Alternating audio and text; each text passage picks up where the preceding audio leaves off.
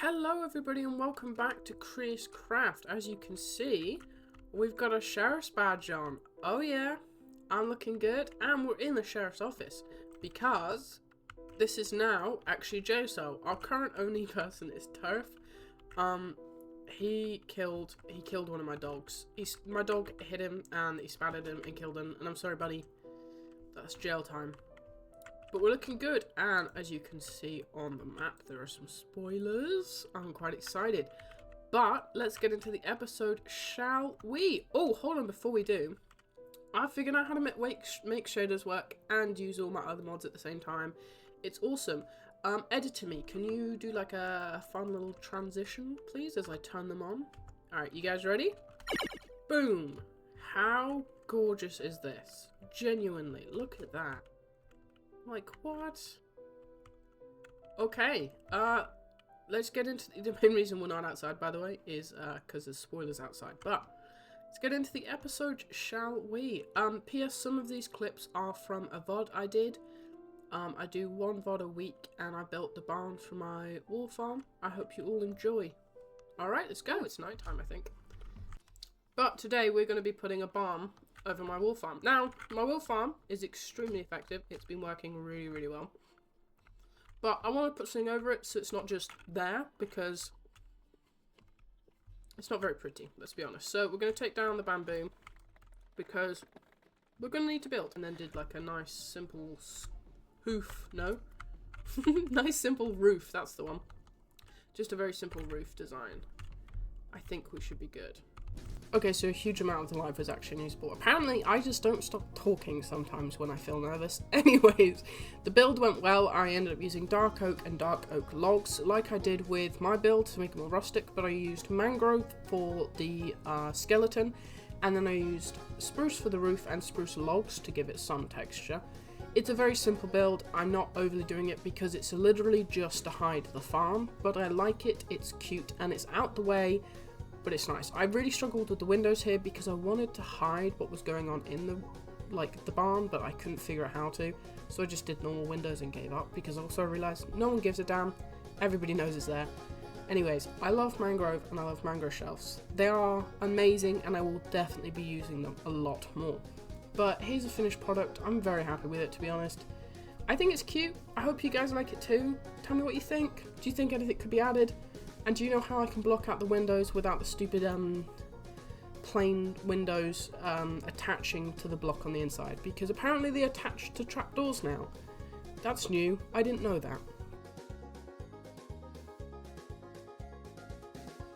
Also, I'd like to apologise in advance if this episode there's a lot of voiceover because I was quite ill when I was filming this. I'm still not 100%.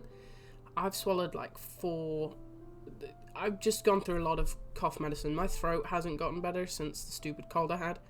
But we're doing some redstone stuff. Essentially what I did, I used the beacon to help me, but I've cleared out this entire area and I'm moving all the redstone machines. They're all very close and wonky and it's driving me insane. I'd like it to be neater. And we're going to move them all. You'll get to see it in a second. It's much nicer. It's not completely done yet, by the way, from the when you get to see the after product, because I haven't put in a lot of the machines I still want to. Most of the machines I purposely put in aren't constantly on. I don't want that because it causes lag, especially because not everybody on the server is using a PC. Some people are using laptops, you know? Let's run back through. I want to jump because I want to like frolic, but I know it will break the stupid plants. Hello Mr. Snowden. But obviously, as you would have seen on the clip, I don't know what that's there. I swear to God someone keeps moving that. But we've got the little shed thing. Barn to keep all these guys in. It's not amazing on the inside, to be fair. It's very boring. But on the outside, very simple, very nice, and it just keeps it all nice and compact and nice. And I like it. Have I said nice enough, do you reckon? Also, obviously, we have been sorting out our villagers. We've extended it. We have thorns, mending, protection, unbreaking, efficiency, silk touch, fortune, and we only managed to get looting 2, annoyingly.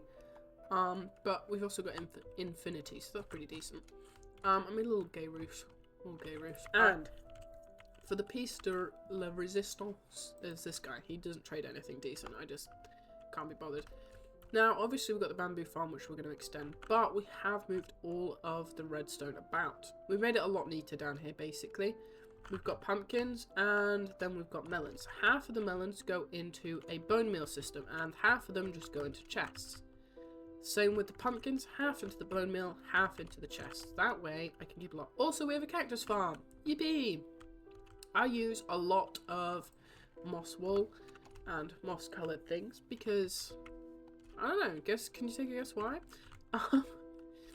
But we're moving everything, and here is my favourite little thing. I will drop the tutorial I followed.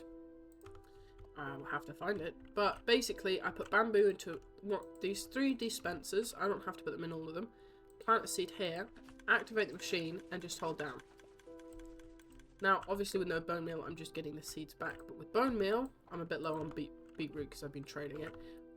With bone meal, I can grow a lot of stuff very fast. But basically, I was just tidying this down, and obviously I know the roof's missing, guys, I noticed. But once that's done, and we're going to extend this to over here so we have even more bamboo, because it's a really good wood.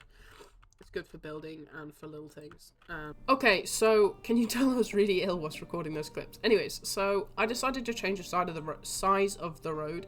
So it's a 4, so I'm going to change it to a 3. I changed it to a 3, basically. I realised it was just too thick.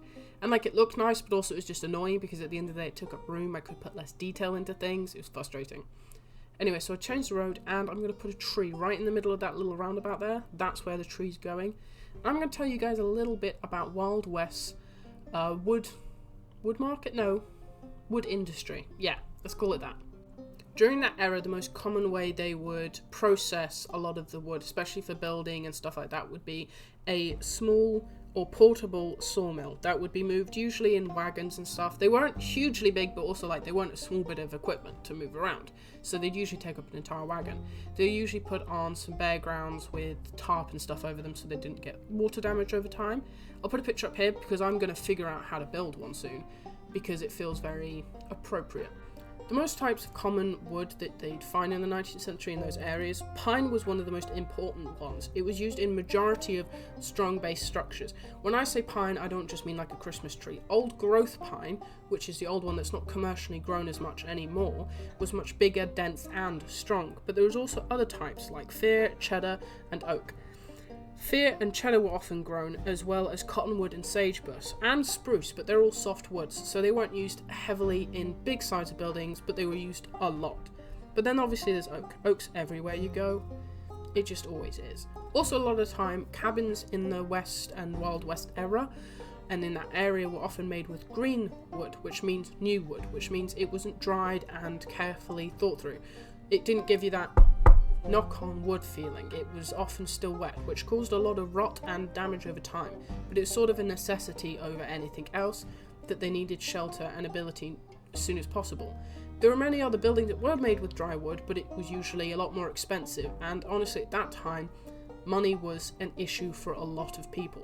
Anyway, weird history lesson over. If you guys like these, by the way, please do tell me. I'll stop doing them if you genuinely don't like these random fact bits.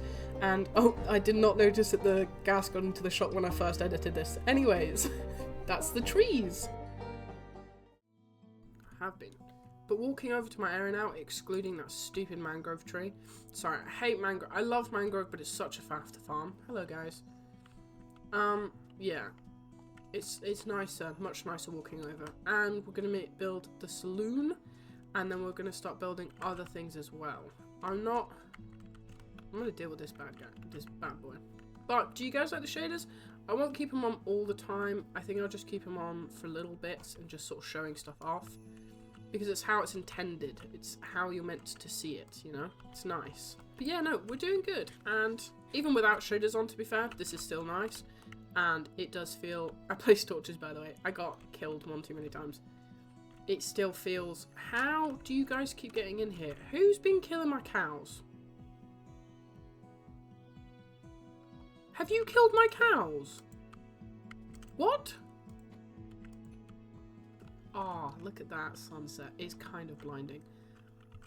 We'll go stand by the creepy dead tree. But thank you all very much for watching. And I hope you all have a lovely time and a lovely day. And I hope you all had good holidays. I know I keep saying it. I know things have been a bit quiet on Crius, but it's just because it's been holiday season. Everybody's always very busy this time of the year. Thank you very much for watching. Not this time of year, it's a new year. Crazy that. Thank you very much for watching, and as always, go away.